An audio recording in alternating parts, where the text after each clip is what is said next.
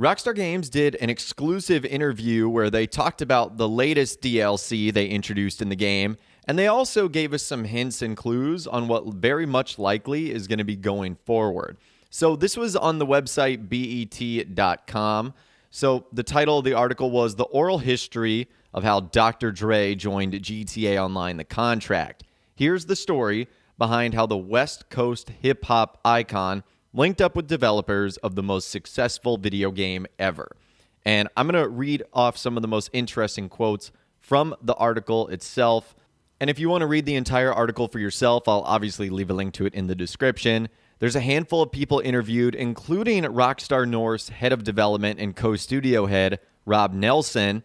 He said that dealing with someone as legendary as Dr. Dre meant not just shoehorning him into the world. Dre as a character is at the core of the story.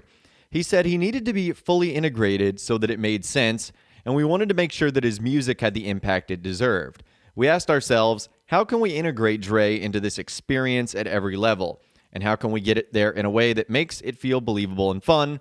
And so we literally built the game around him, not just his music. And obviously, that makes a lot of sense because he was a vital part of the Contract DLC, not only in terms of his music, but also just in terms of his presence in the agency stuff and the VIP contract. Now, another person they interviewed in this was DJ Pooh, who also makes an appearance in the Contract DLC. He was sort of talking about the process of actually recording a lot of the stuff for GTA Online. And he said, well, the process with Rockstar is actually very similar to the screenplay process because their games are very cinematic. Obviously, in the cutscenes, and then, having the freedom to do the kind of funny, dope, wild, what you do with a script. So that was obviously kind of funny. And he also talks about how he convinced Dr. Dre to actually come to the Grand Theft Auto world. At first, he didn't have a lot of success getting Dr. Dre to come over, with him saying initially it was just no. I mean, I was surprised I got him to do the wash, but he had already promised me that, so he couldn't back out. But the answer was initially no because Dre's not a gamer. He just didn't play any of the games. It's not like he dislikes them or something. He just didn't play them. He was like, I don't make things for kids. Now, this is the interesting and kind of funny part. The way that he convinced him was bringing his PlayStation and GTA 5 over to Dr. Dre's mansion. They hooked it up, and he got to tell him about how Rockstar made over 160 million sold copies. It's one of the biggest games in the world. Dr. Dre then said that he was blown away. He didn't know that you could do all this stuff, that the layers of gameplay, that it's way cooler than what it originally looks like. Now, the next thing I'm about to tell you guys is pretty interesting, and it probably gives you an idea of what Rockstar is going to do next in Grand Theft Auto Online. So they said, impressed by the game itself alongside the music and the score, Dre began to establish trust in Rockstar Games. It didn't hurt that Jimmy Levine had put out the soundtracks for earlier GTA titles through Interscope. Dre even participated in the motion capture work, as Rockstar literally built a working recording studio in its motion capture studio for Dre to act out scenes, including a small performance of the scenic route from the soundtrack featuring Anderson .Paak and Rick Ross. So that right there is kind of a small nugget, but interesting, that Rockstar literally built a working recording studio in its own mocap studio. And this actually generated a response from Rockstar Games insider Tez Funds 2, who ended up saying this: the bit about the recording studio in mocap was mentioned before in prior interviews, but still nonetheless interesting. Because in addition to that, they internally made a tool, much like a creator, for handling DJ tracks. All in all, this points towards Rockstar retention of the recording studio in the mocap studio for future uses, and you know what that entails. Essentially, what this entails is we're going to have more DJs or musicians or recording artists at Record A Studios, which means we're going to have more musicians featured, and we're very much looking at probably like a Contract Part 2, or at least some sort of expansion to the agency where we have another VIP contract to carry out.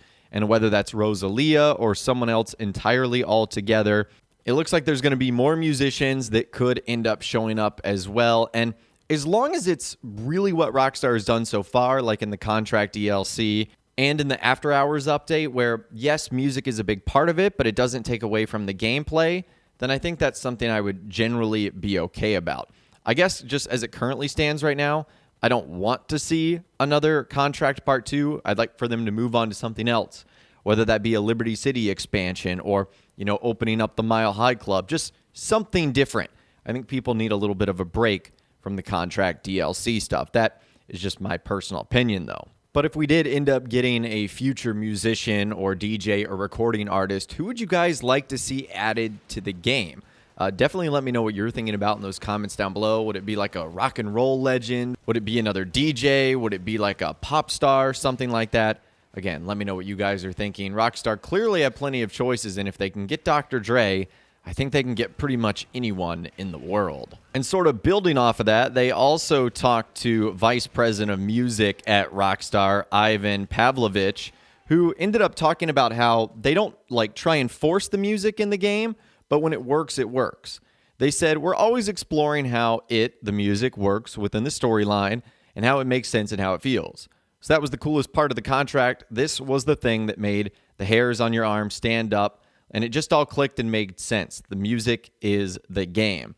So again, in this case with the contract, it worked. They didn't have to force the music. With the After Hours stuff, it worked. They didn't have to force the music because it worked with the nightclubs seamlessly. I think when Rockstar starts to force the music stuff, that's when I think things are going to get a little bit out of hand. Again, if you guys want my personal opinion, I'd like to see them move on to something a little bit different going forward, but I wouldn't mind them returning to the agency. I think it's a cool part of GTA Online, that's for sure. So once again, it'll be very interesting to see where Rockstar goes next in Grand Theft Auto Online, but I do think a big part of what we got in this interview kind of indicates that recording studio in the motion capture studio is here to stay. And I do think we're going to be seeing a good bit of music-inspired content going forward. That would not be a shock at all if that's the direction that Rockstar ultimately went. But I'd love to hear from you guys in those comments down below. What did you think of the interview, and what do you think this means for the future of GTA Online? Did Rockstar just reveal their plans? Again, let me know what you're thinking in those comments down below. Would love to hear from you guys down there. If you guys did go on to enjoy this video, though, a like rating would, of course, be awesome. And be sure to subscribe to my YouTube channel if you are new.